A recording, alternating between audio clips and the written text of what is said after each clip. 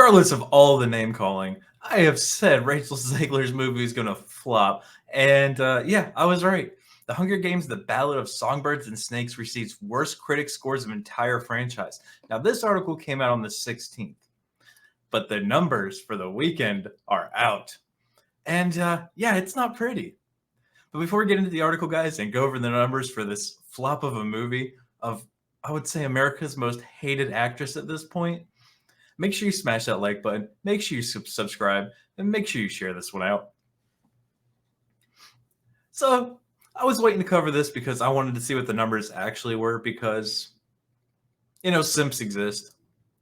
But after the Marvels, I was like, fuck it. This weekend, I'm just going to look at whatever Friday's numbers are and just run with it.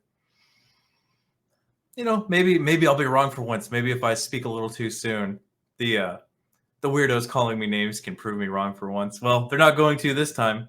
The Hunger Games came out swinging with a total of $44 million for its opening box office weekend. Rounds of applause, Rachel.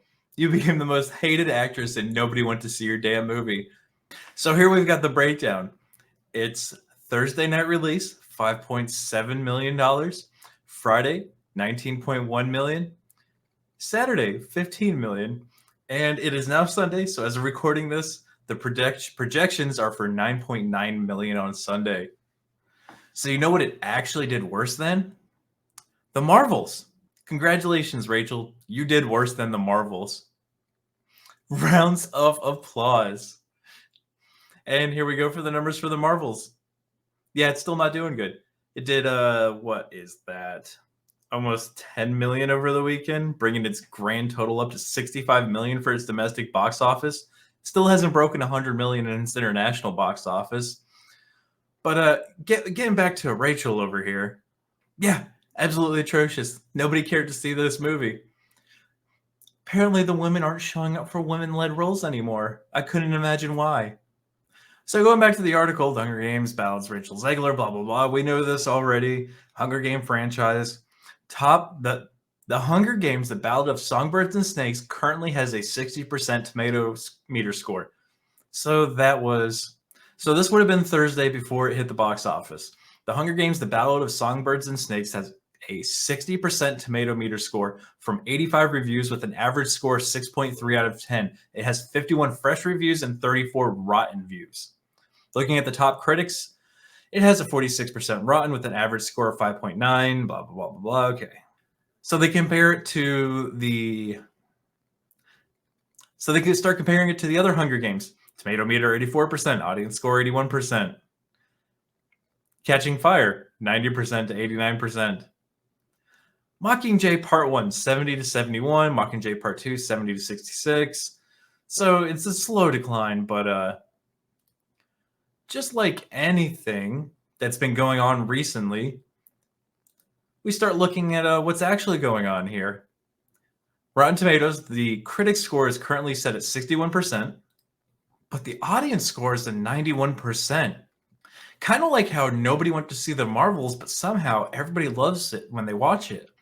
At this point, I honestly think that it's a 50-50 split. It's the absolute shills who watch any trash that these companies put out and go on Rotten Tomatoes immediately or without even having seen the movie and just give it a perfect rating, combined with the bots that we've seen exist, that these companies have admitted to using. So let's take a look at it. If we click on top critics, that 61% goes to a 55%. 5.9 out of 10. 29 fresh ratings, 24 rotten ratings.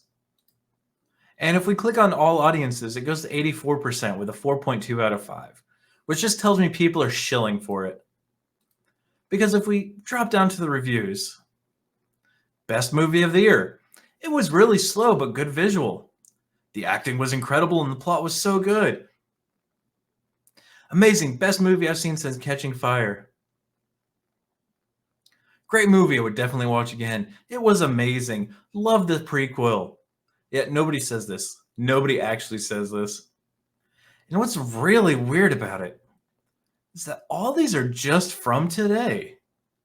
And what's funny is that since we've started pointing out and going into these user reviews and finding out they've only reviewed one movie, I can't click on any of those anymore.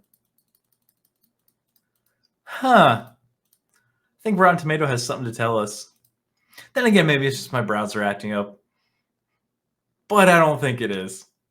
So if you actually compare this to every other Hunger Games movie, this one cost about $100 million to make. We get Catching Fire at 130 million, just the Hunger Games at 80 million, Mockingjay Part 1 and Part 2, 125, 160 million. Yeah, so realistically, this movie probably needs to make $250 million, if not 300 million to break even. And it's struggling. It's struggling to get over $50 million so far. Had 4 days, couldn't do it. Even with all those strong fans that are saying how good of a movie this is, couldn't muster $50 million. Worse than the Marvels. Fantastic. But I know this is a bit of a shorter one, guys, but I'd still like to hear your thoughts in the comments section. Again, I cannot stand this broad. She is just a sniveling twat waffle. I wish she would disappear into fucking nothing, go live in a cabin somewhere where nobody has to see her face again, or hear her terrible voice. But I know we're getting the Snow White movie, so I'm gonna have to see it again.